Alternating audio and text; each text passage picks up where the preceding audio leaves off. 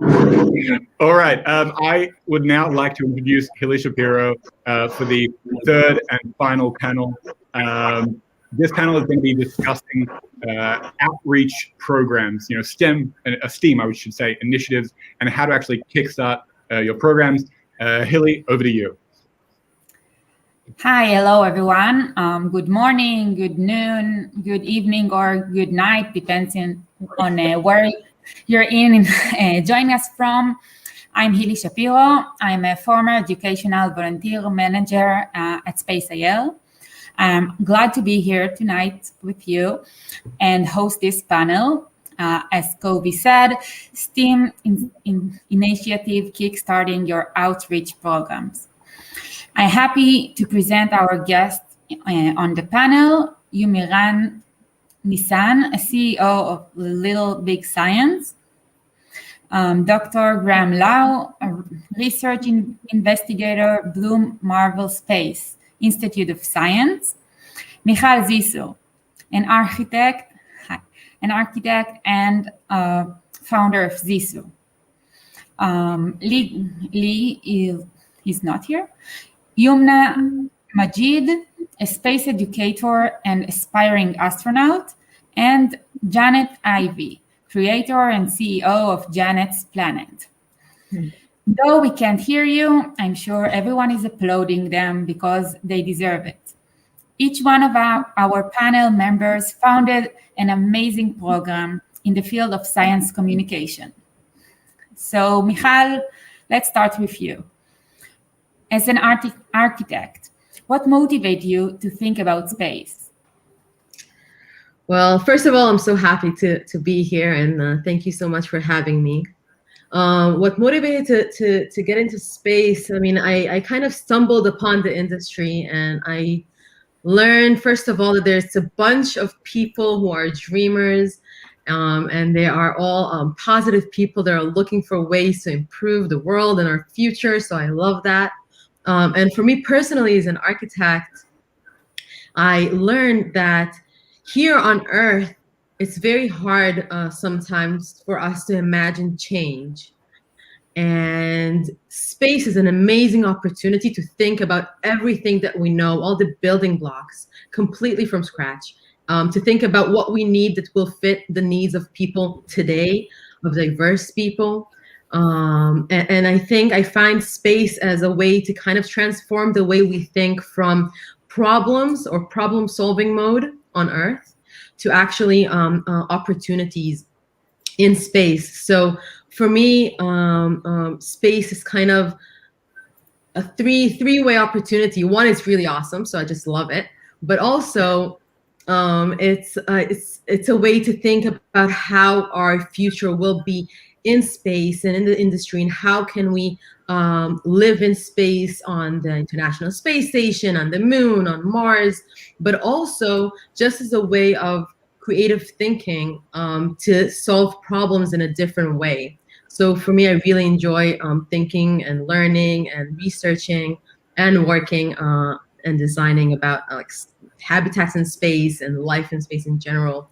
So that's kind of my 2 cents on why I love space. Amazing. For those of us who doesn't know Zissou, can you tell us a little bit about your program and what have you found be the most difficult part of design for environments in space? Well, Zissou is my studio. It's not an actual program. It started as an architecture studio where I wanted to design and research the relationship between architecture and diversity or human equality.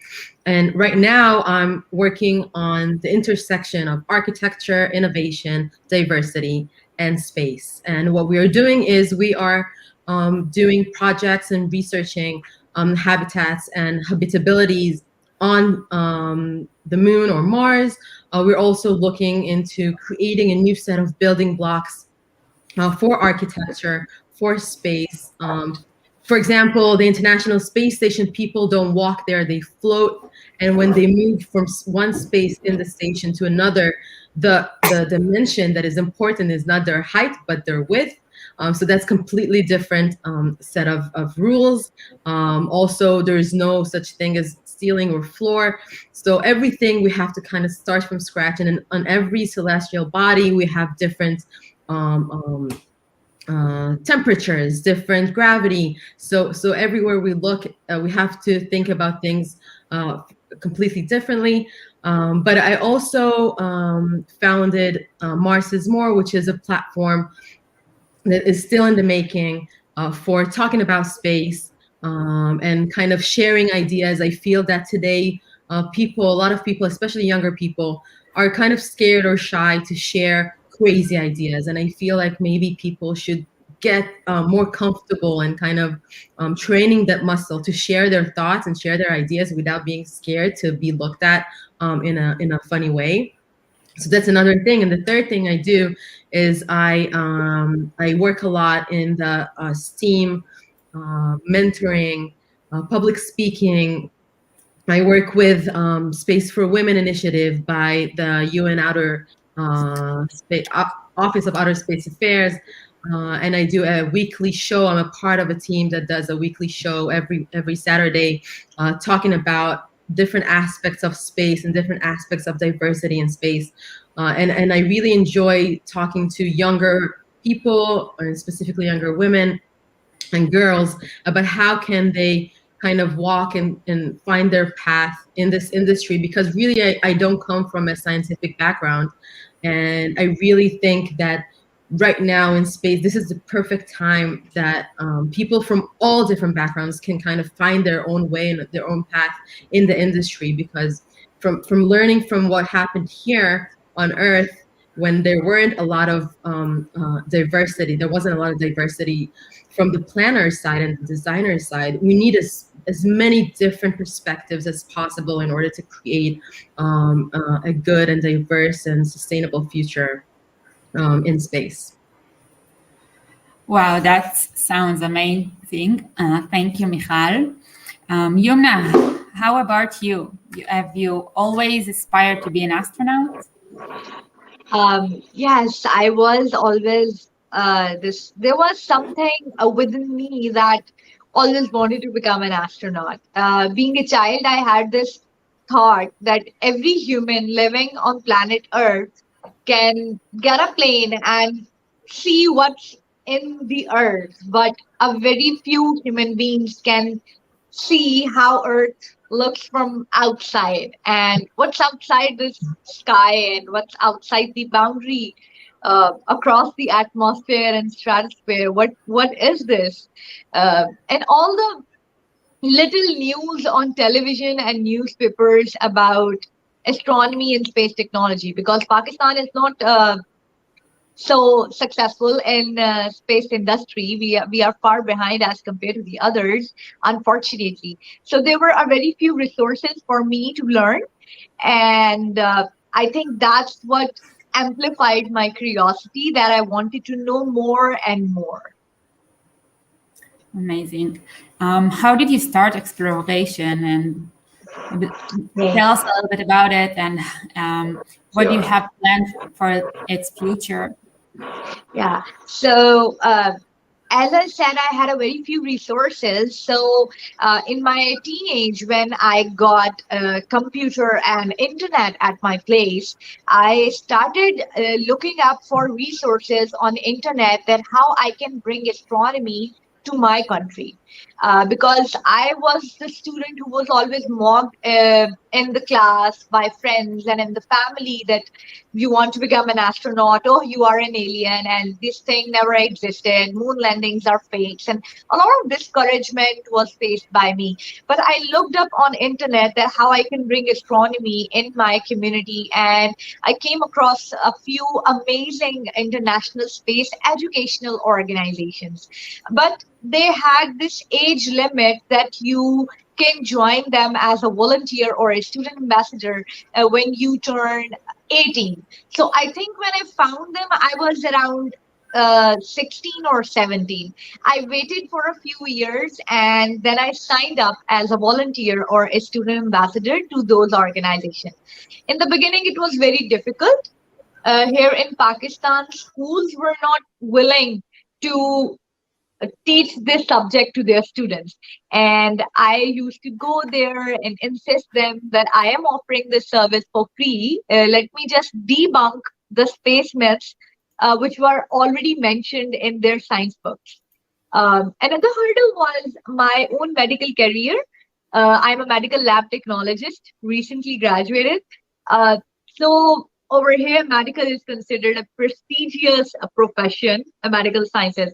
So schools used to claim that you yourself are a medical student, but you want to teach astronomy, which has no, you can say, no career in Pakistan.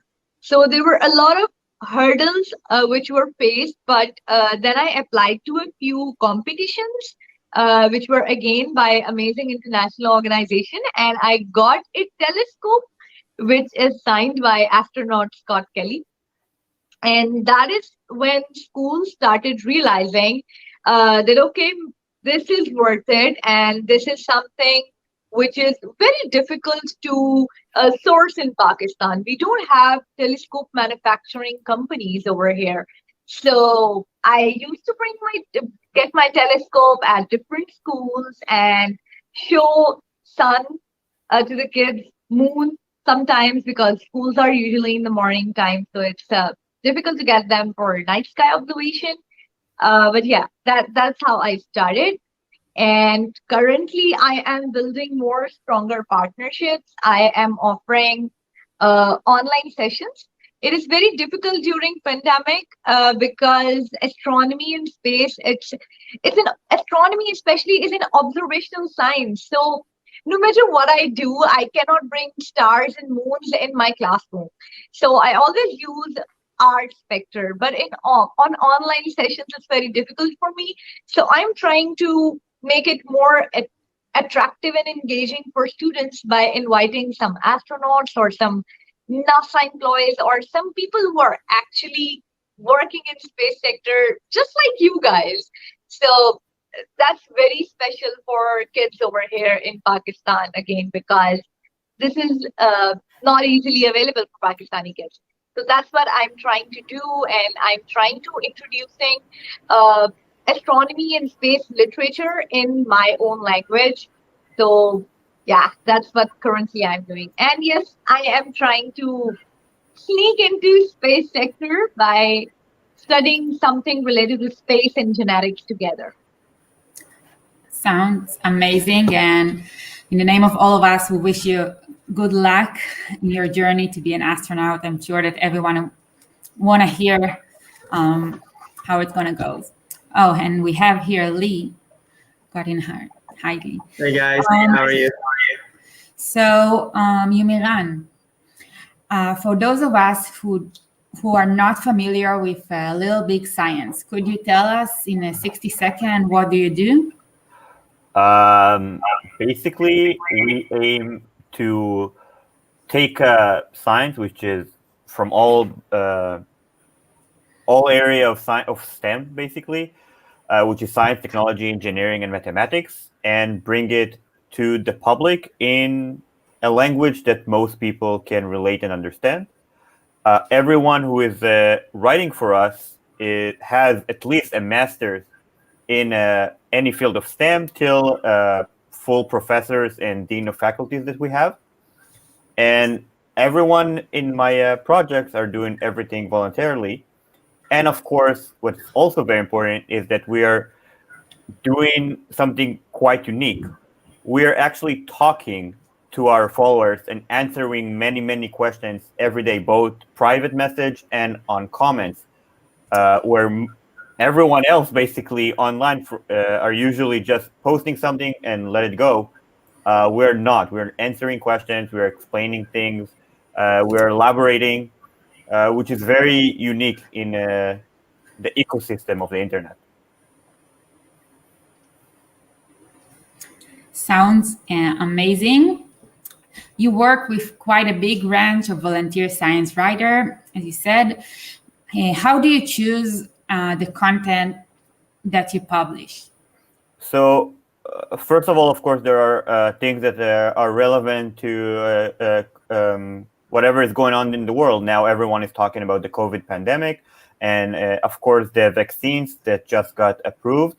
So if there is something relevant, we are dealing with this a lot. However, the creators of the content themselves, the scientists, are the ones who are making the decisions of what they want to write about and how they want to do it. But we're providing them the overall structure and cover to do that, meaning that we have people who will edit them, people who will give them criticism, like peer review, only like in a much smaller scale. We also have people who will design all the publication that goes along with this and time it and will manage it. So it's a whole system that basically gives every scientist who wants to write for us the opportunity to do that. Thank you, Yomiran, and keep doing such a valuable job. Personally, I love Little Big Science. Thank you. Janet, now you, in your space. I am so grateful to be here with all of you guys. Graham has actually talked to my students. Yumna and I met years ago, and she was like, what do you have? And I would send her things. She's even won an award with Raw Science Festival, a little video and movie that she made, which was bringing down the stars to her students. Mikhail, I met this year. So I'm always encouraged that there are so many of us that are working towards this great thing called the education of the young, so that in time, they become the scientists of tomorrow. So Janet's Planet really flipped everything back last spring and went online. Normally, I'm out touring, doing a show, or doing a hands-on science camp. So we're still offering all the classes free. So if you're interested, all you got to do is go to janetsplanet.com and say, hey, I want to join. But I'll show you just a few things, again, because I'm hands-on. Usually the age group I work with are between 8 years old and 13. So we do everything from, we learn how to do origami, and that relates to how NASA is using origami to make solar sails for telescopes, so they can block out the light, so they can see the movement of stars and planets more easily. We talk about building, again, this is a ridiculous looking lunar lander, but if you look at some of the lunar lander designs, hey, who knows? It might be good science someday. And while it may look just like a crafting project to some, learning the basics of how things work starts here. Everything from even making a straw rocket like that. Again, it gets kids excited, like, how'd you do that? Because at the younger age, sometimes science looks a lot like magic, and you're like, no, it is for real. So my passion and heart for a long time has just been, let's put some things. And here in the pandemic, we have done everything. It's like, you don't need any fancy materials. Hey, everybody should have a paper towel roll or a toilet paper towel roll. What do you got? What can we build out of this, some cups and stuff? And I guess just to conclude, because you guys have fantastic things to share. Lee, I met this year. I'm so impressed with what he's trying to do. Mainly my thing to all my students is, you know what, we have a couple of choices. We can say, oh, I don't know if it matters or touches my life, or we can kind of like build windmills and harness these winds of change, because we're seeing, educationally and evolutionarily, we're on this eve of this great transition. And it's like what I say to the kids all the time, you must first think it, say it, and dream it into being. And there's a shift of mind that's beginning, I think. And there, in a book called The Story of Bee, Daniel Quinn writes, the world will not be changed by old minds and new programs. The world will be changed by new minds and no programs. Now, what do I mean by that? I don't know. I'm an old mind. Like, I'm a certain age. I am looking to these students that I am interacting with every day and going, I don't know, that could work. Maybe it could work. I don't believe that we ever have the power to tell an 8-year-old, a 10-year-old, a 12-year-old, that's like, well, the science on that and what we know now. No, I leave room for, I don't know. It's not proven yet. And as we heard beautiful people speak all throughout this afternoon, We're looking for the facts. We want theories that eventually we can prove as facts, and that's how we advance science. But I want some audacious theories, kiddos. So start dreaming and experiencing that. And I truly have to say, my heart was moved when I heard Donald James, the former education director of NASA, talk about his book and manners, because that's another thing. It's like, this is the generation. These are the kids that it's like go inform the future and the more beautiful, inclusive, equal, and wonderful place that we will eventually habitate on Mars and hopefully even here on Earth. So, always as I'm working with kids, my biggest thing is, get them, and I we've built something and we cheer them on. And then I tell them that, the future is yours to write. You're going to be the ones that sing this song into the heart, turn this dark of night into the guiding light of tomorrow. And you're going to teach us how we grow jasmine in an audacious place. And so I'm looking forward to the dynamism that exists in the very, very young, because if they get excited about science now, I have full faith they will produce great science tomorrow. That's amazing and such a great energy. Here it's a little late. So Lee, that just joined us.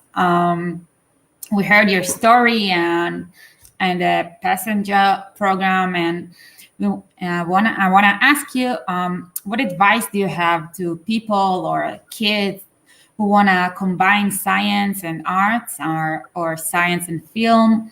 Now we know that arts, it's a part of the STEAM. Lee? Yeah. Yes. First of all, how do I follow after Janet? What an inspiration and such a great science communicator. She's so full of energy, and we have a private chat here for all of us. The truth is, Ron. I am like this all the time. There is no off button. Yeah. Yeah, we're all just, we admire you so much, Janet. And Janet is actually a great supporter of Passage, and we're sending a lot of her stuff to kids in need later this year. And so Passage is a project that I guess we'll talk about in a little bit, but how do we, I guess, what would I say to kids that are, or anybody, I think, trying to combine space and science and creative things like the arts. And I guess it's just, and something that I think I've learned over the years is do it the way you intend to do it. Don't try and follow a formula. There's, because I've done science shows in the past, and I've done a lot of YouTube stuff, and I've always tried to emulate like a Bill Nye or like a famous TikToker or something. And I think a lot of people kind of struggle to find their identity and their place in science by trying to emulate somebody else. Find what makes you unique. Even, being somebody who's not good at math, who failed calculus 9 times, I'm so proud of that actually now that I say it. And somebody that grew up as a creative and a filmmaker, and recently, only in the past 5 or 6 years, joined into the space and science realm. I've been able to merge the two and find my place. And now with Passage, I get to make a documentary film about bringing STEM education resources to kids in need, while also raising awareness and making the world a better place. And I think by finding something that you really have a passion for, and it doesn't have to be anything science related. It could be an art. It could be like Kat earlier, who was in a previous panel. She's an artist, and now she's the highest crowd-funded artist in the world, and she makes space art. And so whatever it is that you're interested in, just know there's a place for you in SciComm, and do it your way. The internet is a very intimidating place. There's a lot of us, but we all do things our own way. We do things differently, and just be proud of who you are and pursue it. Amazing advice. Graham. Hi, the last but not the least. What brought you to the world of science and specifically astrobiology? It's a huge question. Yeah. Since I was a child, I've been interested in bigger questions about who and what we are and about our place in the universe. And as a young kid, I loved playing video games and reading comic books and watching things like Star Trek: The Next Generation and Star Wars. Science fiction inspired me to think philosophically and to think scientifically and to ask big questions about what more could be out there. What does it mean to be human? What is consciousness? What is life in the first place? There are so many deep questions that I wanted to be part of. I wanted to explore for myself, but also in the endeavor of science, the human endeavor of using this tool of science to try to figure out more about our place in the cosmos. And admittedly, when I went to college, I wasn't really sure what I was going to study because I was interested in so many different things. And so I started off with biology, and then I also decided to add in chemistry, and so I earned 2 degrees there. And then I was like, well, that's not enough. I need to study astrophysics, and so I spent a few years in astrophysics, and then finally earned a PhD in geology. But along that way, while I was exploring that science and learning more about research, more about things like extremophiles and the geology of our world, the biology of life, the planets of our solar system, the stars in our galaxy, all of these things, those big questions started coming back to me. And I really got more and more interested in not only the philosophy of the science, but philosophy in general. And I also learned that there's a lot of people out there who are interested as well. A lot of people want to know, are we alone? Is there something else out there? What more awaits us in our near future? And I realized that I had some skill in sharing my knowledge with others and in joining in a greater conversation, a greater discussion with many people from many different backgrounds. And that kind of drove me towards becoming a communicator of science. And so that's very much what my career has ended up becoming. Now I'm involved in astrobiology. I'm also very much involved in sharing science and trying to help young people as well get involved in this pursuit. And so it's a lot of fun for me to speak to various audiences from around the world. And I love speaking to students especially. Wow. Could you tell us about Blue Marble Space and what is your role there? Absolutely.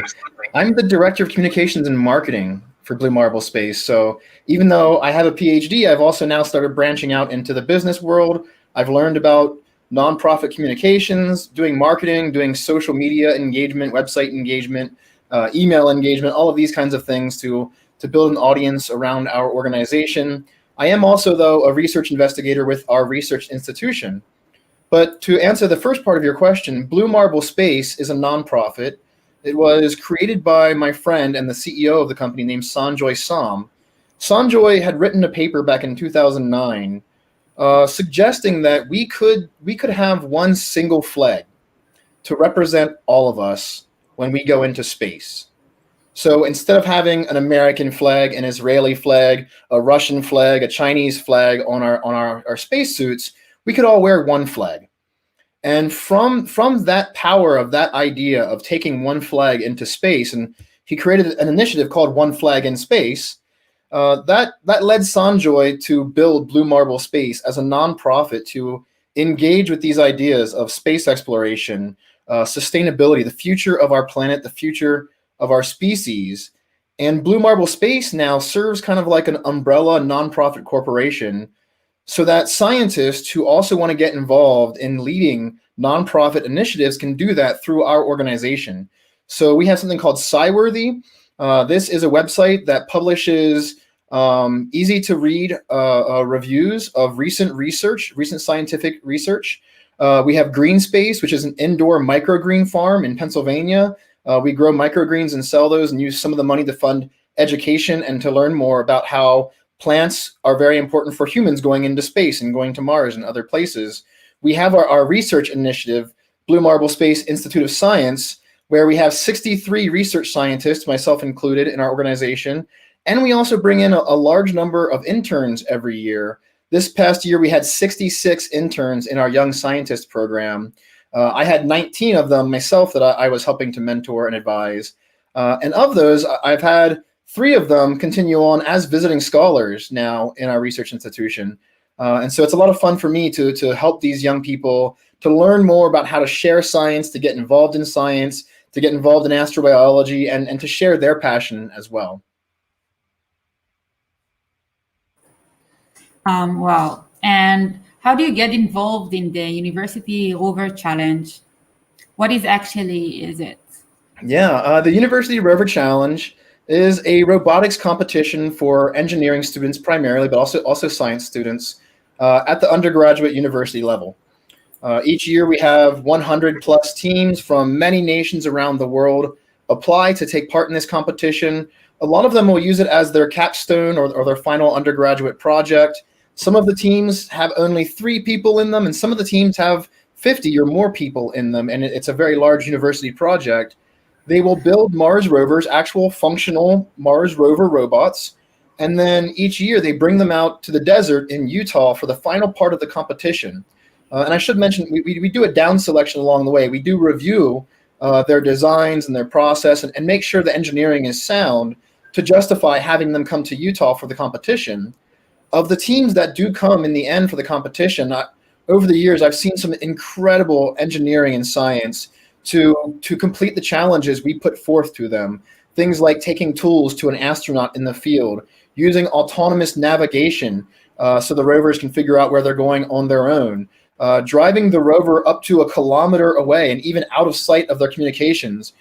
We give them a lot of really hard challenges, both science and engineering challenges, to reenact what it's like being on Mars. And some of these young students will likely build the Mars rovers, the Europa landers and Enceladus landers and Titan orbiters and landers of our future. And so it's just great for me as an astrobiologist to be part of this competition each year and to see this happening, to see these young engineers and scientists building these rovers at the undergraduate level that are very competitive and just incredible robots. Wow, sounds interesting challenge, and wish you good luck and thank you so much. This question appeals to everyone. If you could carry out one project with no limitation of budget, time, or resources, what project it would be? Someone want to answer? Wow, it's like unlimited resources. It's like I would say I would grab all of these people plus some of the others that have spoken today. It's like, all right, guys, Lee, get that plane ready. We're going to make a stop in every place possible and take science there. That's what I would do. I would enlist every good-hearted educator I know. Let's hop on Lee's plane and we would take science to urban places, rural places all over the world, and put science in their hands. I mean, it's like there is something magical, and Yumna mentioned it a while ago. There's something magical when you introduce a kid to an astronaut, somebody that's actually been to space, or you introduce them to an astrobiologist like Graham Lau, or an astronomer like Grant Harkness, or anybody you name, any field, and it's like all of a sudden when somebody sees something, oh, I've never heard of that. That's interesting to me. Those are the things that I think matter. So yeah, I would coordinate a global effort, and we would make education and science education the number one priority. If you want to give me that money, I'm totally fine. I'll lead the charge today, people. Wow, I'm a little bit honored that Janet just said, yeah, whatever Lee's doing, let's just do that. Well, it's like after we go to where you want to go, then we'll just kind of continue the trip. How about that? Oh, yeah. And honestly, I mean, it's kind of in the works now, and it's kind of, just a thought right now, but there is a plan to do a whole thing around the world, maybe stopping by Yumna and maybe Israel as well. So we'll definitely talk after Passage. Passage is definitely an exciting thing that's happening, and we'll provide a lot of resources for kids to succeed in STEM. But, maybe we will do a very low Earth orbit, if you will. So. Yeah, unlimited resources. Yeah, I agree, Janet. If there's anybody that we can pay for it, that would be sick. and even further, it's like, how cool would it be to take a few, a few or a bunch of kids to space, because I think at that moment when we saw them react to that overview effect, it might really, already when you hear an astronaut talk about it, it sort of changes your whole consciousness. Imagine having a kid and kind of like having that through their eyes. I still, again, my favorite people on the planet are between, K through 12, and only because it's like they're not necessarily have been told that it's not possible yet. I tell them again all the time, you know how you predict the future? You go out and create it. So yeah, we would take them to space. We would go and give them science. So yeah, Elon, if you're still on, take your money and we'll do it. I was going to up Janet's and Lee's global efforts and take just everybody into space. I really think that for me personally, whenever I talk to people about space and they really don't understand how I'm even involved because I'm an architect, and after I just tell them a little bit about it, they're all 100% of them, 100% of the time, they're all fascinated about it.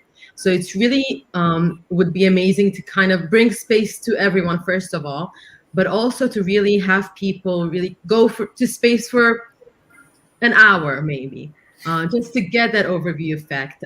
It's interesting to bring kids there, but it's also maybe very interesting. I would take world leaders, maybe, to see the Earth without any borders. Maybe something will shift. Maybe we'll start thinking as a unit. So I think that many people of all ages can benefit from seeing Earth from space, maybe just for an hour. So that's what I would do. Maybe our friends at Virgin Orbit and Space Perspectives, it's like I see somebody just said, all you got to do is buy 8 billion tickets and everybody gets to go. There we go. Jane, we'll go with you on Space Perspectives or Virgin Orbit, whichever wants to take us first, we'll go and take everybody. That sounds like too much pollution. Sorry. Like, This idea is just up and down in her big, kind of like oversized balloon. So maybe there wouldn't be so much of a carbon footprint there. You're talking about a lot of rockets. It's a lot of carbon footprint. True. Maybe we just like all head for Mars. Yeah. That's solar powered rockets in the next few. We take all that money, invest it into solar powered rockets, and just I don't know how that would work, but we'll see. Maybe we'll get those EM engines that we were promised a few years ago.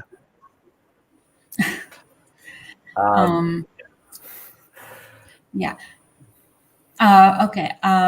May I thank again to our guests in this panel, Yomiran, Nissan, Dr. Graham Lau, Michal Ziso, Ligiat, Yumna Majid, and Janet Ivey. It was a pleasure to have you here and to learn from your experience and stories. I would like to invite Kovi Rose to say a few closing words. Thank you so much. Hey, everybody. Wow. I don't really have the word to I don't really have the word to describe how amazing it's been. Firstly, thank you, Hilly, and thank you to all the panelists from this panel and from the entire event, and all the speakers and all the science communicators who sent me videos in advance. Thank you all for your really just fascinating insights and sharing your story. I also have to give a huge thank you to Run and Melody at the Ramon Foundation for their constant support. A very special thank you to Wade Holler for building the website. And of course, to Ron Sparkman for basically being the glue that held this entire production together. Now, during the final preparations for today's event, there was a moment where I stopped and I kind of realized that 4 months ago, this conference was just an idea in my head, and it's been such an incredible journey to watch it become a reality, especially seeing so many people coming together from around the world to discuss the importance of science and how to make it accessible to the world. And to be honest, that's the one thing that I would implore everyone to take away from this conference, that we achieve so much more when we collaborate with other people from different backgrounds. People have different perspectives and different skill sets that they can bring to the table. Now, there were so many wonderful human beings who spoke today, and if you want to learn more about them, you can go to SciCommCon.org for links to their social pages and to their websites. Again, that's SciComm-Con.org for links to all of the social and all the pages. If this conference has also sparked an idea in your mind, if you're a science enthusiast or a communicator or an educator who just really wants to collaborate on something, don't hesitate to reach out, either on social, or you can email us at space@ramonfoundation.org.il, or reach out, as I said, through social media. And that's the best thing about this incredible community of science communicators. They're all down-to-earth people who, at the end of the day, they really just want to share their passion for space and for science with the world in any way they can. As some of you might be familiar with, Logic, the rapper, said, "How can sky be the limit when there are footprints on the moon?" And I really hope that we can strive together to achieve great things. And with science, technology, engineering, arts, and math, hopefully we'll be able to inspire the next generation to learn, to educate, and to better. Thank you all so much for being here, and have a wonderful night.